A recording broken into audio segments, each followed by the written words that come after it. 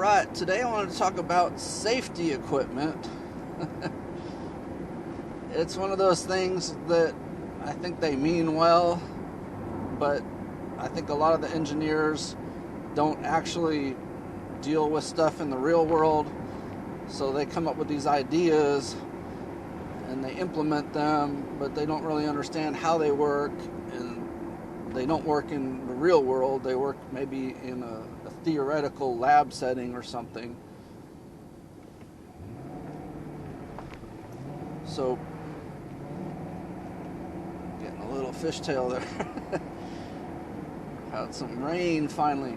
Gas cans are probably one of the worst examples of this. I don't know how many gas cans I have, 5, 6, 7, I don't know. I have a bunch because I have mowers at the shop and mowers at home, and they're all gas powered, so I go through a lot of gas at the shop especially. But I've bought replacement spouts for several of them, and I've now ordered replacement spouts for all of them, because the old school spout, just simple spout, no engineering on it at all. Yeah, you might spill a drop or two of gas once in a while, but by and large, when you pour out of the spout, gas comes out, and when you stop, gas stops coming out. Well, some of my existing gas cans that are about to be changed out have these fancy sealed spouts that have spring-loaded mechanisms in them to supposedly only dispense gas when the spring is pressed or whatever. Well, in Texas, it gets hot. And what happens when stuff gets hot? It typically expands and creates a lot of pressure. So these gas cans expand and have a lot of pressure on them, and even when you vent them, they still tend to spew gas. So for example, the other day I went to fill up my weed whacker, and I noticed that the can was kind of ballooning, so I opened it up and let all the pressure out, or so I thought. And then when I went to dispense gas, as soon as that little seal opened up, gas starts spraying out of it full blast all over the place. So that's kind of the worst example of it. But even when that doesn't happen, even when it's not all pressurized inside and everything, I've noticed that you can't not spill some.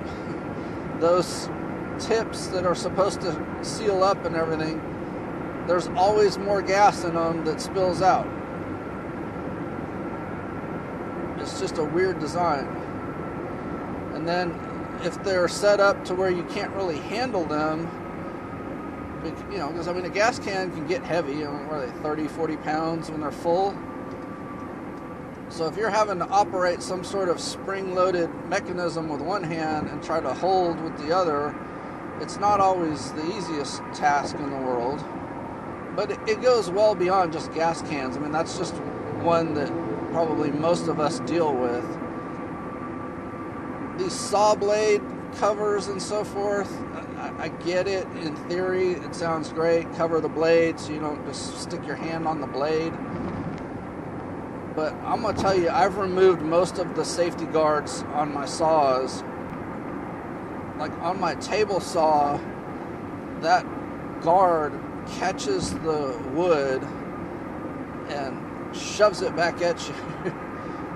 And it doesn't let you push it through and cut.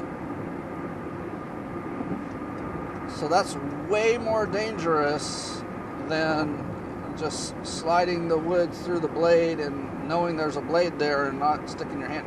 Not to mention, the cover doesn't cover the blade when you're actually cutting the wood, so you could still cut your hand if you just recklessly throw your hand in there. That guard, like I said, all it seems to do is cover the blade if you're not cutting anything, but you have the blade on for some reason, and if you walked over and set your hand on the guard, you're not going to cut your hand. When you're cutting wood, that cover pops up and exposes the blade, so you can still cut your hand. Like I said, the way it's designed, it almost always grabs whatever you're cutting and either doesn't let it pass through, or because of the way it's pushing on it, it will catch the blade and fling back at you. And since the table saw is, I mean, it's somewhat stable, but you could knock it over. So I can imagine a scenario where that wood knocks the table saw over into you, and now you have a spinning blade cutting into you, not just your hand, which is bad enough. Similarly with my miter saw and my circular saws, they have those guards that supposedly rotate out of the way when you're cutting. The problem is they don't. Not always. And so like with the miter saw, if I'm cutting anything the least bit thick, a lot of times that blade cover will get in the way. And so now you're having to reach up and try to move it and pull the wood and everything else. I mean, it's just dangerous. With the circular saw, same thing. If you're trying to cut something and that blade guard keeps snapping back into place or in the way, and you're trying to cut something but it's in the way, so you're then having to hold it with your hand, so now you have a hand right by the spinning blade. I mean, it's just very dangerous in the actual world, even though I'm sure some engineer in a lab somewhere said, oh, this is safe because we're covering the blade somehow. So anyway, that's kind of my hatred of all these safety devices. They just don't work in the real world. They make things way more dangerous, way more messy, whatever. Let me know what you think, and I will see you in the next video.